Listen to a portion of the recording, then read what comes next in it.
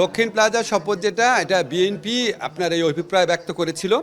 আমার ধারণা যেটা সেটা হচ্ছে যেহেতু আমাদের এই সংসদটা একটু ভিন্ন, আমরা জুলাইয়ে ছাত্র জনতার যে আত্মত্যাগ, এই গণ অভ্যুত্থান, অনেক আত্মত্যাগ, অনেক কষ্ট, অনেক বেদনা, অনেক আপনার প্রাণহানি বিনিময়ে আমরা এই সংসদটা পেয়েছি। এই সংসদটা অন্য সব সংসদের চেয়ে একটু ডিফারেন্ট।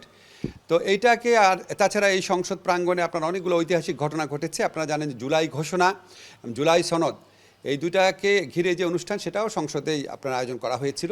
এই সংসদে সাউথ প্লাজাটা আমাদের কাছে আরও বিভিন্ন কারণে স্মরণীয়। আমাদের প্রয়াত নেত্রী বেগম খালেদা জিয়ার জানাজা হয়েছিল, এটার পাশে জায়গাতে আমাদের যে সবার প্রিয় শহীদ ওসমান হাদির জানাজা হয়েছিল। তো এটার একটা অনেক স্মৃতি জড়িত আছে এখানে, প্লাস এটা আমাদের জুলাই গণ অভ্যুত্থানের একটা বিভিন্ন যে ডকুমেন্টেশন সেটার প্রকাশের একটা জায়গা হয়ে দাঁড়িয়েছিল। তো এটা সব কিছু বিবেচনা করে, হয়তো সব কিছু বিবেচনা করে ওনারা অভিপ্রায় ব্যক্ত করেছেন, আমরা সেটা অনুযায়ী আয়োজন করছি।